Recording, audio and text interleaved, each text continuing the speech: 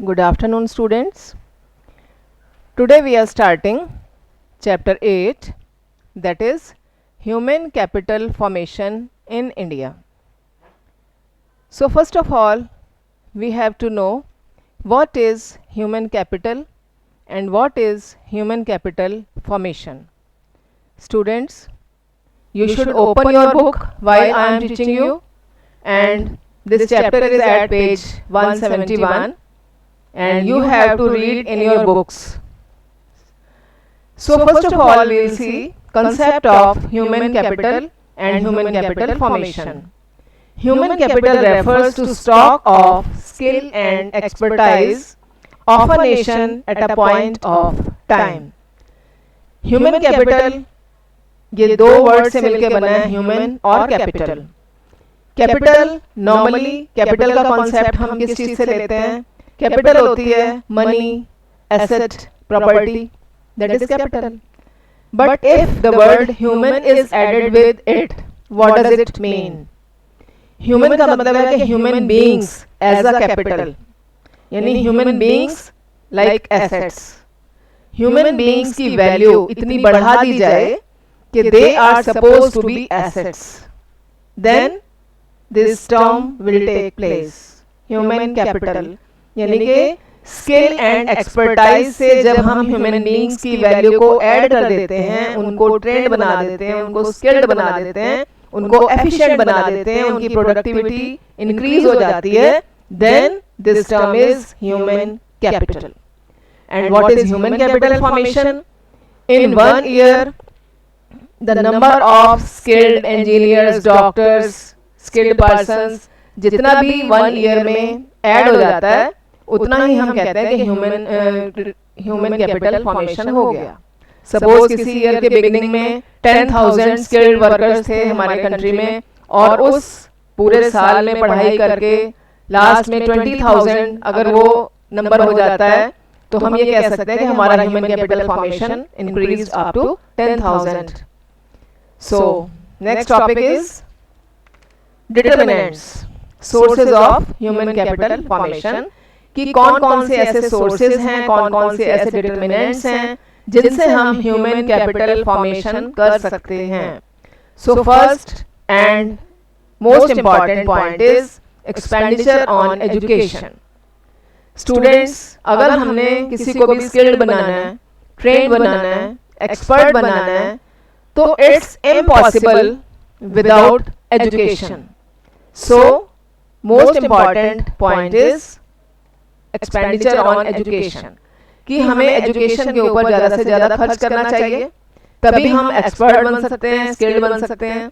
और students, normally we see that every person wants to do more and more expenditure on the education of his children, whether he has to borrow or manage by himself. अगर उसको बोरो भी करना पड़ता है, loan भी लेने पड़ते हैं, तो भी वो चाहते हैं कि अपने बच्चों को हम अच्छी से अच्छी एजुकेशन दें, क्योंकि education always pays, education never goes waste. तो एजुकेशन हमारी कभी भी वेस्ट नहीं जाती. और एजुकेशन जब भी हम किसी भी लेवल की एजुकेशन बच्चों को देते हैं, उसके साथ हम उसका ये भी देखते हैं कि इससे हमें वापस कितना रिटर्न कितना मिलने वाला है. सपोज किसी भी टेक्निकल एजुकेशन में, किसी भी कोर्स में, अपने बच्चों को जब हम एडमिशन दिलाते हैं, तो हम उसका एक्सपेंसेस और रिटर्न दोनों को कंपेयर करते हैं कि ये पर्टिकुलर डिग्री जो मैं लेने जा रहा हूँ, इसके ऊपर मेरा कितना खर्च आएगा, और उसके बाद इससे मिलने वाली रिटर्न, इस एजुकेशन के बल पे मुझे कितने रुपीस तक की जॉब मिल सकती है. तो उसको कंपेयर करने के बाद ही हम एजुकेशन पर एक्सपेंडिचर करते हैं. So first and most important point is expenditure on education. Second is expenditure on health. Education पर हमने खर्च कर लिया, बहुत ज़्यादा हम educated हो गए, highly efficient हो गए, बहुत skilled हो गए. But if our health does not allow us to do anything, our education is also waste. A sound mind in a sound body. हमने ये बहुत बचपन से ये चीज़ हम पढ़ते आ रहे हैं कि स्वस्थ शरीर में ही स्वस्थ मस्तिष्क का निवास होता है. Sound mind in a sound body. अगर हमारी बॉडी हेल्दी है, फ्री ऑफ डिजीजेस है, तभी हम मेंटल वर्क भी एफिशिएंटली कर सकते हैं। तो सेकंड हमारा एक्सपेंडिचर हेल्थ पर होना चाहिए। सपोज स्टूडेंट्स अगर किसी फैक्ट्री के सभी वर्कर बीमार हो जाए लेकिन बहुत पढ़े लिखे हैं, हाईली एफिशिएंट हैं, but their health is not proper, they are in ill health, then what can they do? Their productivity is waste. So it's also an important determination of human capital formation. Third is on the job training. Students, we see many times that in big companies the people who are employed, they are sent to some courses on the job training courses.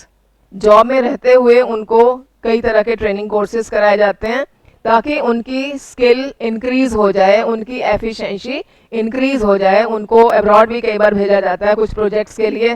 वो किस लिए होता है कि ताकि उनका अपने subject में अपडेशन हो जाए, उनकी अपने सब्जेक्ट में स्किल और एफिशिएंसी इंक्रीज हो जाए। So third most important factor is on the job training. Next is study programme for adults. Other than formal education of the primary, secondary and higher level, our government and NGOs organize many study programs for adults also. Adults जो mature हो चुके हैं, हो सकता है किसी वजह से वो अपने बचपन में, अपने चाइल्डहुड में स्कूल ना जा पाए हों, लेकिन अब वो पढ़ना चाहते हैं, तो उनके लिए नाइट क्लासेस हमारी गवर्नमेंट ने ऑर्गेनाइज की हैं. इनको एक बार बहुत ही एक पॉपुलर अभियान चला था, प्रौढ़ शिक्षा अभियान, तो इसलिए एडल्ट्स के लिए भी स्टडी प्रोग्राम्स चलाए गए हैं ताकि स्टूडेंट्स जो एडल्ट लोग हैं, जो मैच्योर लोग हैं, वो भी अपना लेवल, अपनी स्किल, अपनी एफिशिएंसी को इंक्रीज कर सकें. Next is migration. Migration also contributes to human capital formation as it facilitates utilization of inactive skills of the people, or it facilitates fuller or better utilization of the skills. What is migration? People migrate to other places in search of better job. कई लोग गांव छोड़कर शहर में आ जाते हैं, एक शहर को छोड़कर दूसरे शहर में चले जाते हैं. तो ऐसा वो क्यों करते हैं? क्योंकि वहाँ पर उनकी क्वालिफिकेशन के अकॉर्डिंग बेटर जॉब्स अवेलेबल हैं, तो वो अपने शहर को छोड़कर दूसरी जगह भी चले जाते हैं क्योंकि वहाँ पर बेटर सैलरी है, बेटर अपॉर्चुनिटीज़ हैं. तो इस तरह से माइग्रेशन से भी उनकी एफिशिएंसी इंक्रीज होती है और ह्यूमन कैपिटल फॉर्मेशन होता है.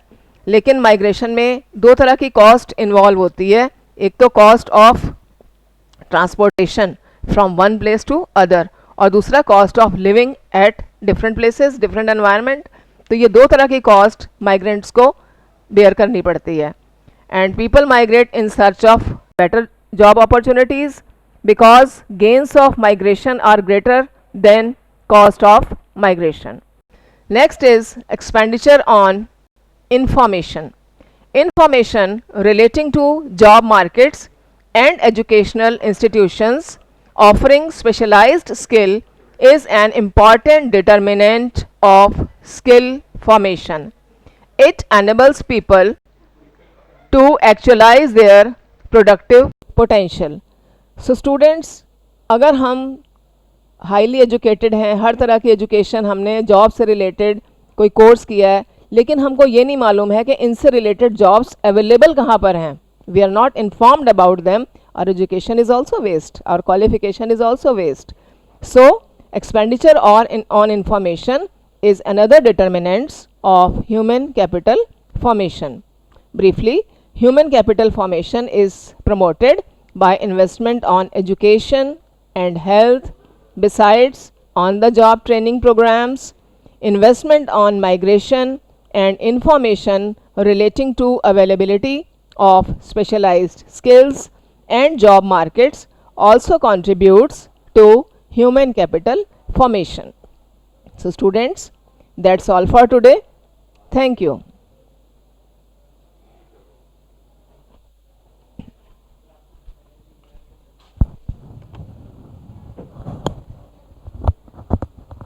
इसको बंद कर दो मनिंदर.